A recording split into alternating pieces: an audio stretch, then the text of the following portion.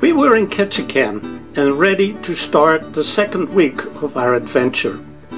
But before we did that, we had to watch the laundry being taken off and fresh supplies being brought aboard.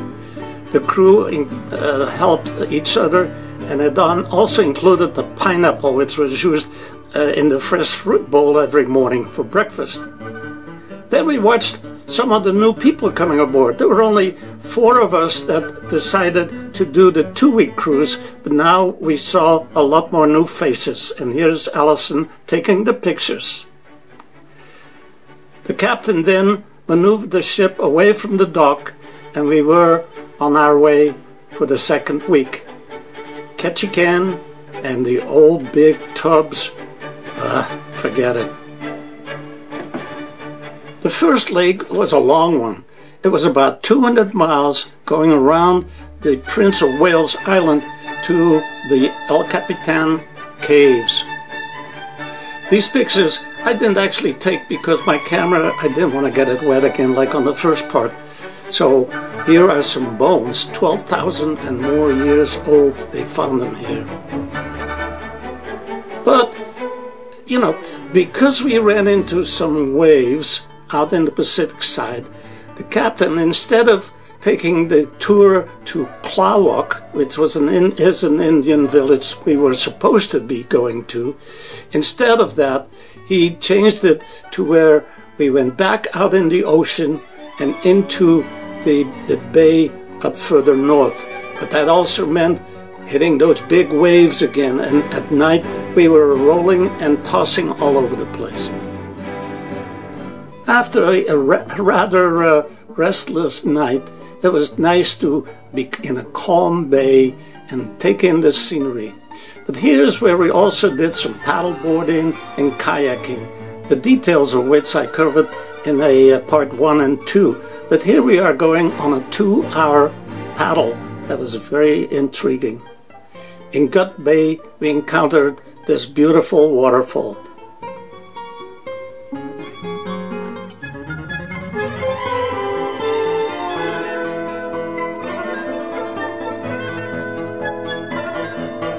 I had signed up for an excursion to the beach, which meant a wet landing where you need to wear boots. And here's the whole group that we were with. And all we basically did is to scour the beach to see if we could find some clamshells, crabs, and barnacles. And Marika, of course, would always give us some idea of what to do, like lift up a rock and find what is underneath, such as this little crab.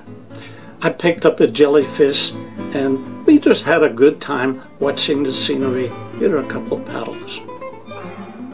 Petersburg certainly wasn't part of the original trip. It is much further east, but it turned out to be a real quaint town with beautiful vistas in the distance. And the town itself is mostly Norwegian, with some old buildings, but also some intriguing little history. The Norwegians here settled and had a marvelous time fishing, and there's a great fishing place, but the shopping was also very nice. I bought a beautiful bowl that was made by a former mayor of the town. Then we took a walk up to the highlands, and from there we could see this marvelous peak. It's called Devil's Thumb. Not my wife's thumb here, but in the distance, of course. And it is well known because many backpackers and mountain climbers have tried to climb this face over here. Many have died actually trying it. Watching for humpback whales was, of course, a part of the whole trip here also. And we did see a few on this part of our excursion.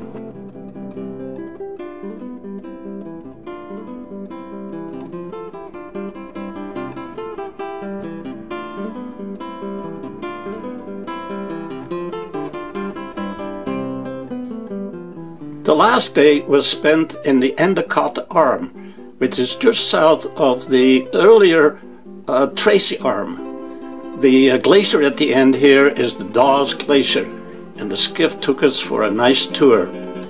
The bridge actually told us that because of all the ice floats, the temperature of the water here was 32 degrees Fahrenheit.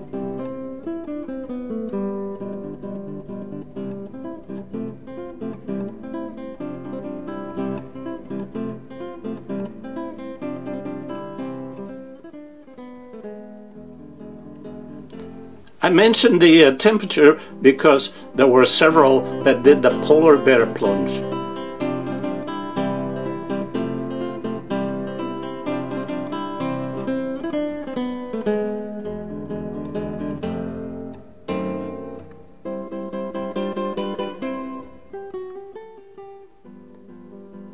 And then, of course, the hot tub right after that. It really turned out to be one of the better days that week, and it was a great way to end it. But before I finish this, I want to make sure that you realize that Sharon finally got what she wanted, a big rock on her finger.